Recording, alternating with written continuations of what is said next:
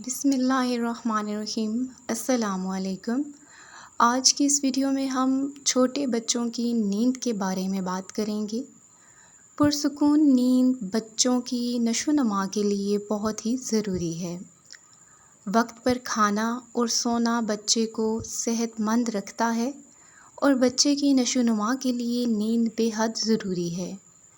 جو بچے کم سوتے ہیں وہ دبلے پتلے معلوم ہوتے ہیں، ہر وقت سست رہتے ہیں یا روتے رہتے ہیں۔ ایسے بچوں کی بھوک ٹھیک ہوتی ہے اور غذا بھی صحیح اور وقت مقررہ پر دی جاتی ہے۔ انہیں قبض اور بدہضمی کی شکایت بھی نہیں ہوتی۔ ان میں سستی کی وجہ نیند کی کمی ہے۔ جو بچہ زیادہ سوتا ہے وہ زیادہ تندرست رہتا ہے اور جو بچے کم سوتے ہیں وہ بہت ہی کمزور دکھتے ہیں۔ نیند کی کمی کی کئی وجوہات ہیں، مثلاً بستر آرام دہ نہیں ہے، یا اس کو غذا صحیح نہیں دی جا رہی، یا اگر غذا دی جاتی ہے تو وہ زیادہ دی جا رہی ہے یا پھر کم دی جاتی ہے، یا پھر اسے شروع سے یہ عادت ڈال دی گئی ہے کہ جہاں وہ سوتا ہو وہاں ذرا سا بھی شور و غل نہ ہو۔ اس کا نتیجہ یہ ہوتا ہے کہ جہاں ذرا سا شور و غل ہوگا بچے کی آنکھ کھل جائے گی۔ شروع ہی سے خیال رکھنا چاہیے والدین کو کہ بچے کو ایسی عادت ڈالیں کہ وہ معمولی شور و غل میں سوتا رہے۔ اس عادت سے ماں اور بچے دونوں کو آرام ملے گا۔ بچے کو سلانے کے لیے گھر میں لے کر ٹہلنے کی عادت بھی درست نہیں ہے۔ جو بچے کو لے کر ٹہلتے ہیں وہ مسائل پیدا کرتے ہیں، بچے کے لیے بھی اس طرح ان کی عادت خراب ہو جاتی ہے۔ اگر شروع ہی سے اسے عادت پڑ جائے گی تو بچہ 3 سال کی عمر تک آپ کو پریشان کرے گا۔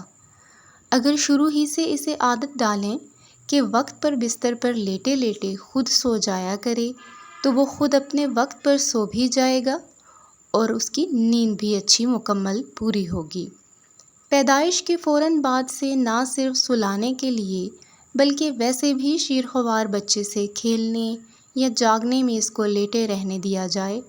جہاں تک ہو سکے گود میں کم سے کم لیا جائے۔ بغیر گود میں لیے اسے پیار کریں، گود کی عادت بھی نہ ڈالیں۔ 2-3 سال کی عمر کے بچوں کے اوقات کھانا کھانے کے ایسے مقرر کیے جائیں کہ ان کی نیند کے وقت سے کھانا انہیں 1 یا 2 گھنٹے پہلے مل جائے۔ ایسا کرنے سے وہ چل پھر کر کھانا ہضم کر لیں گے اور کھانا کھاتے ہی نہیں سوئیں گے۔ بصورت دیگر قبض یا بدہضمی ہو جائے گی یا رات کو بچہ سوتے میں بے چینی محسوس کرے گا۔ رات کو سوتے وقت کا دودھ بعض بڑے بچوں کو ہضم ہو جاتا ہے اور بعض کو نہیں ہوتا۔ ایسے میں بچے کا نیند کا وقت اس طرح سے مقرر کریں کہ وہ رات جلدی ہی سو جایا کرے اور بھرپور نیند کے بعد اپنے وقت پر جاگ لے۔ 3 سال کے بچے کو بھی دن بھر میں تھوڑی دیر کے لیے ضرور سونا چاہیے۔ یہ نہ ہو کہ بچہ دن بھر جاگتا رہے اور رات کو صرف اپنی نیند مکمل کرے۔ اگر بچے کی نیند غیر معمولی ہو یا جاگنے کے بعد بھی فوراً پھر سو جائے یا بہت زیادہ دیر تک سوتا رہے یا سونے میں بے قاعدگی سے سانس لے یا آنکھوں کی پتلیاں سکڑ جائیں اور چہرے کا رنگ پیلا پڑ جائے، ہضم میں خلل ہو یا رفع حاجت خشک ہو یا بھوک کم ہو یا نڈھال ہوتا جائے تو پھر آپ کو فوراً ڈاکٹر سے رجوع کرنا چاہیے۔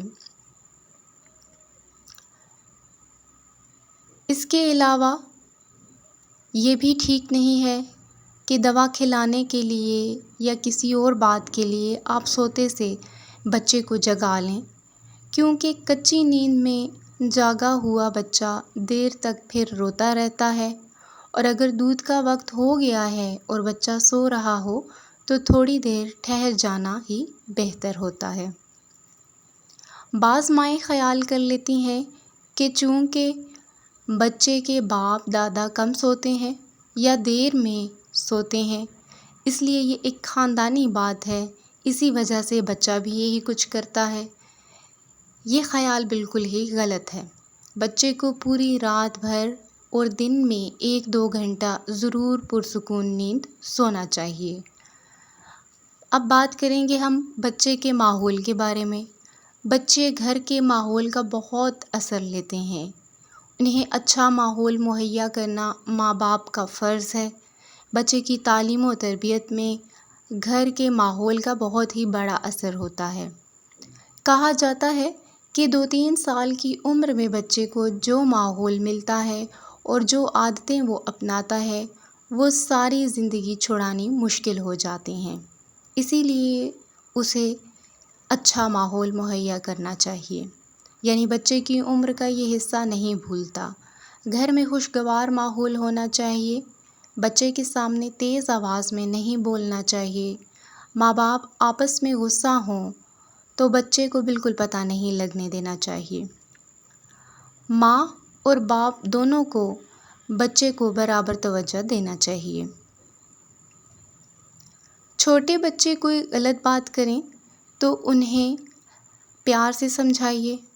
بچے کے دل میں شروع سے اپنے مذہب سے لگاؤ پیدا کریں۔ بچہ جب بولنا سیکھے تو اسے بسم اللہ اور پہلا کلمہ سکھائیں۔ اسے ہمدردی اور معاف کرنا اور دیگر اچھی باتیں سکھائیں۔ وقت پر کھانے پینے کی عادت ڈالیں۔ چیزیں جگہ پر اور ترتیب کے ساتھ رکھنے کی عادت ڈالیں۔ نظم و ضبط کی تربیت شروع سے ہی بچے کو دینی چاہیے۔ بچوں کے سوالوں کا جواب دیں۔ ان کے سوالوں کو غور سے سنیں اور بچے کو خوش اور مطمئن اور صاف ستھرا رکھنے کی کوشش کریں۔ بچے کی سرگرمیوں میں حصہ لیں۔ بچے کی تعلیم کے سلسلے میں نہ زیادہ نرمی اختیار کریں اور نہ ہی زیادہ سختی کریں، درمیانی راہ اختیار کریں۔ بچے کو ٹائم ٹیبل سے وقت گزارنے کی عادت ڈالیں تاکہ آپ کا بچہ صحت مند ماحول میں نشو و نما پائے اور اچھی عادت و اطوار اپنائے۔ Thanks for watching this video. Channel per new ہیں تو چینل کو سبسکرائب کر دیجیے۔ Thank you.